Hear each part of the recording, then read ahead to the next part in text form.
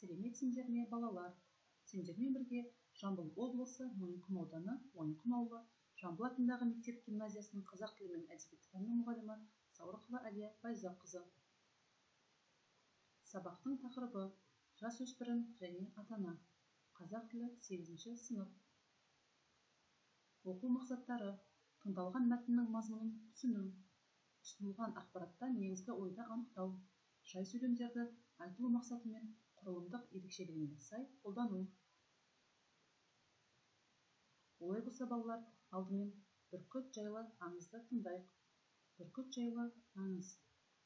Баяғыда таудың қиясын мекендеген бір ерекше қасиетті қыран өмір сүріпті. Өзгелерге өрлігімен өнеге болған әлгі бүркіт бір жылы өмірінде бірінші рет 3 балапан басып шығарыпты.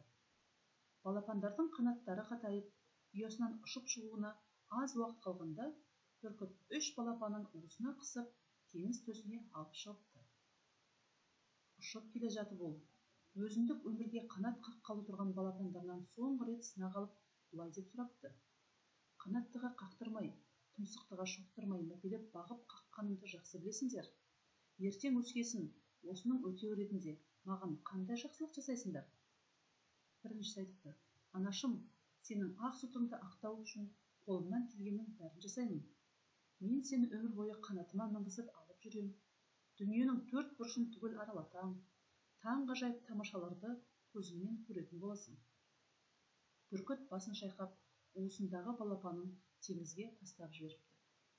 Бірінші балапан теңіз тұңғиығына батып кете барыпты. Сосын екіншісіне бұрылып: «Ал сен не айтасың?» депті. Екіншісі айтыпты: «Анашым, мен сені ел аралатып, босқа әуре қылмаймын. Ғаламның барлық кереметтері мен қызықтарын алдыңа келіп берем. Ішкенің алдыңда, ішпегенің артыңда болады».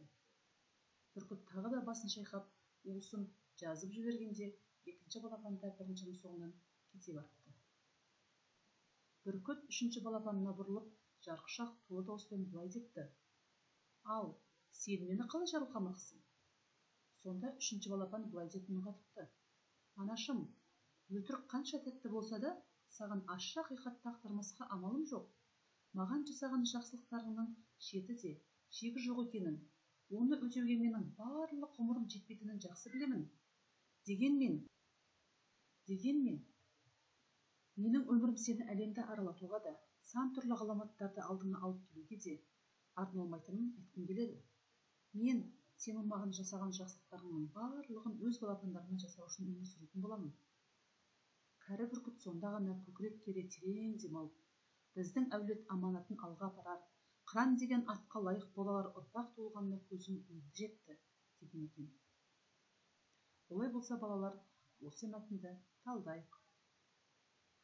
Балалар, назарымызды аударып, кестеге қарайық.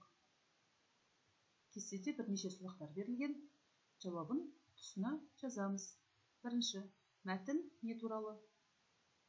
Екінші, мәтіндегі негізгі ойды анықтайық. Үшінші, қанаттыға қақтырмай, тұмсықтыға шоқтырмай деген тіркестің мағынасын ашып жазыңдар. Төртінші, біздің әулет аманатын алға апарар, қыран деген атқа лайық болалар ұрпақ туылғанына көзім енді жетті деген кәрі бүркіттің сөзінен не түсіндіңдер? Бесінші, адам болатын бала алысқа қарайды деген мақалдың мағынасын түсіндіріңіз. Жарайсыңдар, балалар. Тапсырманы орындап болсақ, онда біздің грамматикалық тақырыбымызға көшейік. Бұйрықты сөйлемдер және оның жасалуы. Бұйрықты сөйлемдер сөйлесуші адамдарға қандай да болсын істі істетуі, не істеткізуі жөнінде айрықша ықпал жасау үшін айтылады.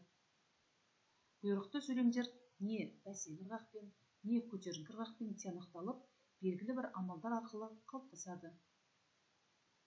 Жасалуы. Бірінші, етістіктің бұйрық райы арқылы жасалады. Мысалы, тараңдар, тастаңдар бұл істі, деді. Екінші, шартты райға и, ш жұрнағы жалғанады. Мысалы, отырсайшы, шай қояйын, деді Хадиша. Үшінші, етістікке керек, қажет, шарт, тиіс, жөн, мақұл, дұрыс, тағы да басқа сөздерінің тіркесуі арқылы жасалады. Мысалы, Менің баруым керек. Ол баруға тиіс. Сенің барғаның жөн.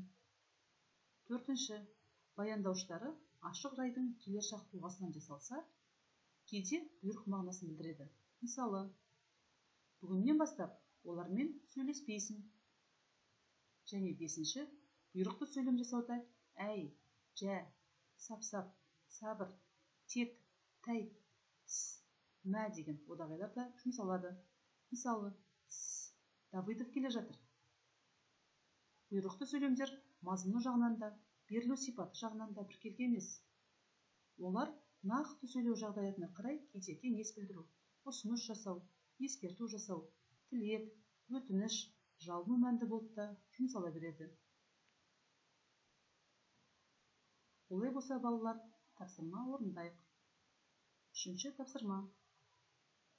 Ата-аналар атынан балаларға арнап, төмендегі әріптерден басталатын бұйрықты сөйлемдер құраңдар. Балалар, сендерге бірнеше әріптер берілген. Осы әрбір әріптен басталатын бұйрықты сөйлем құрап жазамыз. Сендерге сәттілік. Жарайсыңдар, балалар.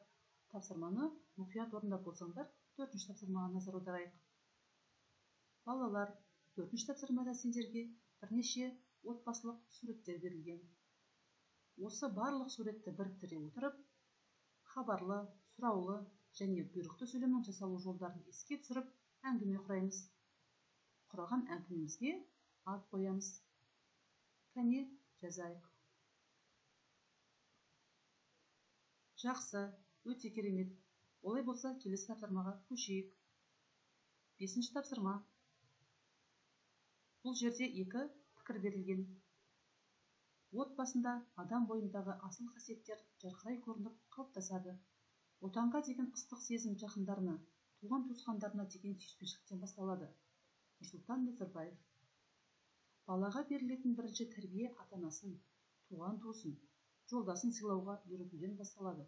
Себебі ата-анасын сыйламаған бала жолдасына да, қоғамға да пайда келтіре алмайды. Ыбырай Алтынсарин. Олай болса, балалар, осы екі пікірді кестеге түсіреміз және пікірге түсіндірме жазамыз. Сендерге сәттілік. Тапсырманы орындайық.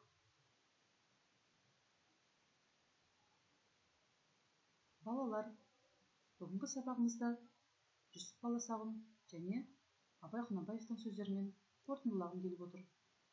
Жүсіп Баласағұн құтты білік дастанында адам туғаннан ақылды, білімді болып тумайтынын, көріп, барып қана ақыл парасаты артатынын оқырманға зор шеберлікпен жеткізеді. Ешкім іштен данышпан болып тумайды. Сөйлеуді, ақылды біртіндеп үйренеді.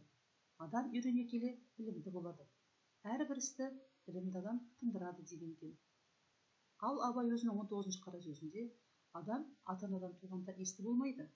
Естіп, көріп, ұстап, татып ескерсе, дүниедегі жақсы жаманды таниды дағы, сондайдан білгені, көргені көп болған адам білімді болады дейді. Сол естілерден естіп, білген жақсы нәрселерді ескерсе, жаман дегеннен сақтанса, сонда іске жарайды. Сонда адам десе болады деп жазады. Міне, балалар, сендер әрдайым осы Жүсіп Баласағұн мен Абай Құнанбайұлының даналық сөздерін жадыларында ұстап, үнемі есті болуға, білімді болуға, ақылды болуға талпыныңдар. Ал біз ақылды, білімді болу үшін бізге отбасының пайдасы зор екен. Олай болса, балалар, бүгінгі сабағымыз бойынша сендерге бағдаршам кері байланысын ұсынамын. Балалар, егер бүгінгі сабақ түсініксіз болса, қызыл түсті басамыз. Сабақты толық түсінбеген болсаңдар, сары түсті басамыз. Ал сабақ түсінікті болған жағдайда жасыл түсті басамыз. Жарайсыңдар, балалар. Ендеше үйге тапсырмалайық. Үйге тапсырма. Жасөспірімнің жанұядағы рөлі тақырыбында материал жинақтап, мақаланың тезистік жоспарын құрыңдар. Сөйлемдерді айтылу мақсатына қарай талдаңдар. Балалар, осымен біздің сабағымыз аяқталды. Сау болыңдар.